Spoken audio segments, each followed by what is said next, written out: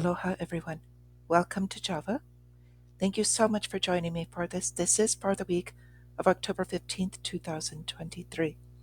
I'm still out of my studio, so my apologies for the degraded sound, but I will be back next week.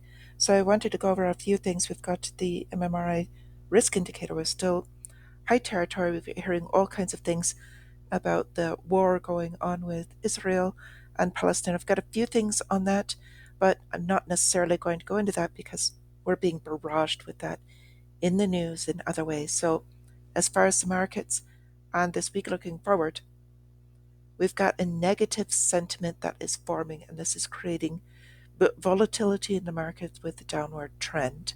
So, we'll be looking for some chop.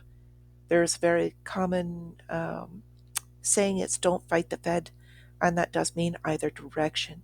So be ready to pull out your positions and kind of watch for where that trend is going. So a lot of people are still waiting for that pivot, but in my opinion, it's not going to come anytime soon. This is all kind of directed for this correction. They want to hold it into certain territories. So moving on with our calendar this week, we're expecting more data, of course, coming out. A lot of Fed presidents going to be speaking this week, and their job is to basically manage the market to push it to the direction that they need. We've got more building permits and housing starts on Wednesday, looking at retail sales as we do every week, as well as the jobless numbers Thursday. And Friday, just a couple of presidents speaking, Fed presidents. So we've got this article came out, which I thought was kind of funny, saying the American media is bad, and this is Vladimir Putin. And it's just this translation, I think, is a little bit off, but I do agree with him. So basically, he's urging a lot of the media not to be paying attention to mainstream media in America because it's not necessarily accurate, which everybody here basically already knows. So, a couple of things on the banks. Treasury bond auctions have really been taking a beating, not many buyers, and this finally they're starting to bring this to light that this is a canary in the coal mine, meaning this is going to continue. There's been a lot of issues with these, and in my opinion, that I had said before, now these yields could be going up. We've got a lot of people saying to go into bonds. I disagree. I think buying the debt right now could be a big mistake, but not financial advice. We've also got Janet Yellen saying that the United States is basically going to be backing the International Monetary Fund. So they fund to the other countries over in Western Europe, and we're funding them. So it just kind of shows you the scheme, the back end part of the scheme that they have set up. And we will be continuing to inflate. So that's one large way that US can do that.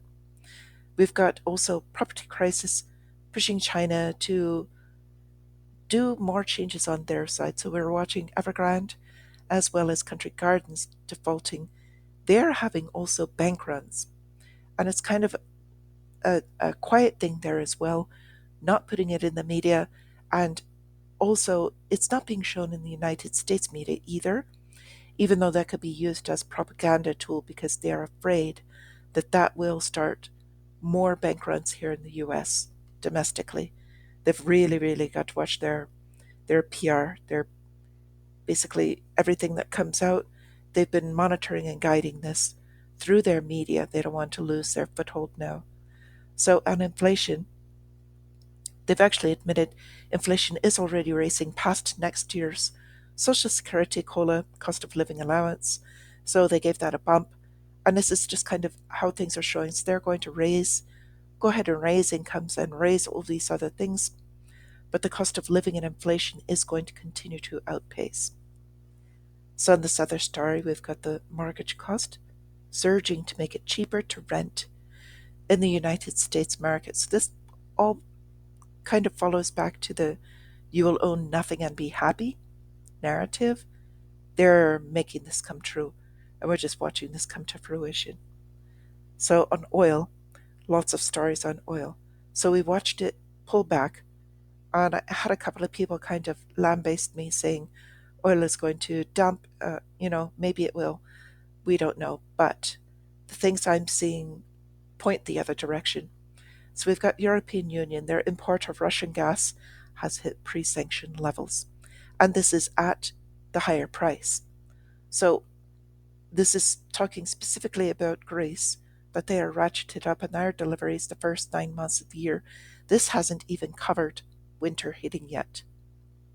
So a couple of things on that. They've got oil prices spike as the United States slaps the sanctions on Russian crude.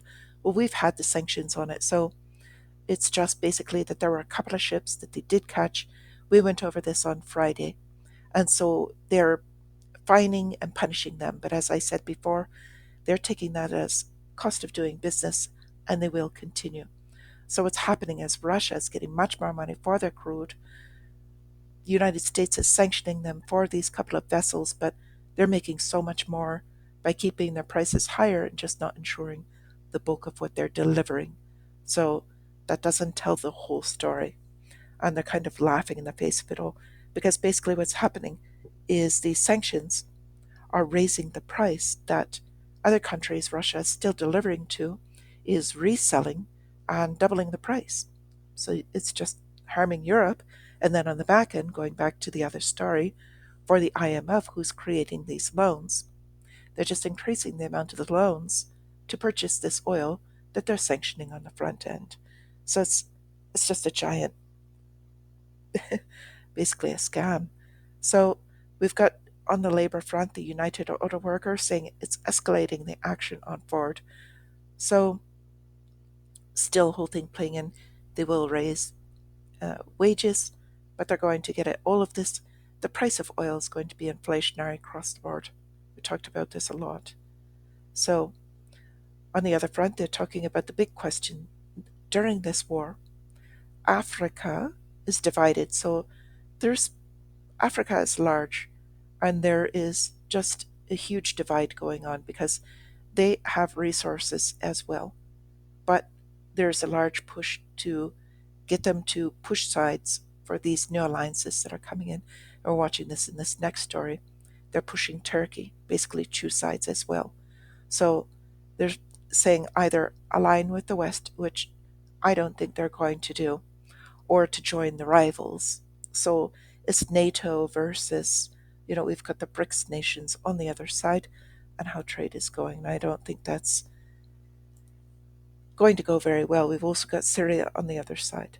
So I've only got one lava update for today, and this kind of goes in with another war that's going on. So we've got our physical wars that are now happening, which are the last ones, but we've got the currency wars, which have been going on, and the new alliances. And we've got China launching one more Earth observing satellite.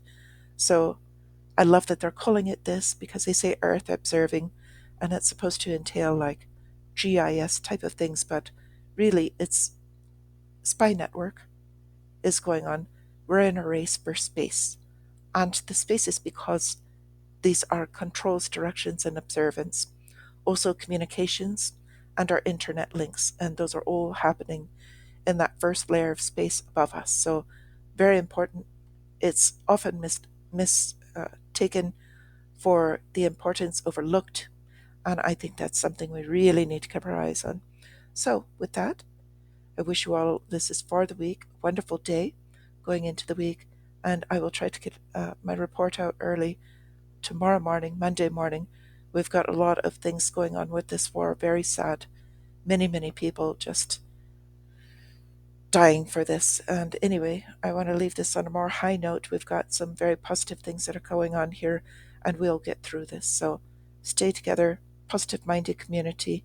Thank you all. And until I see you again, my friends, stay free.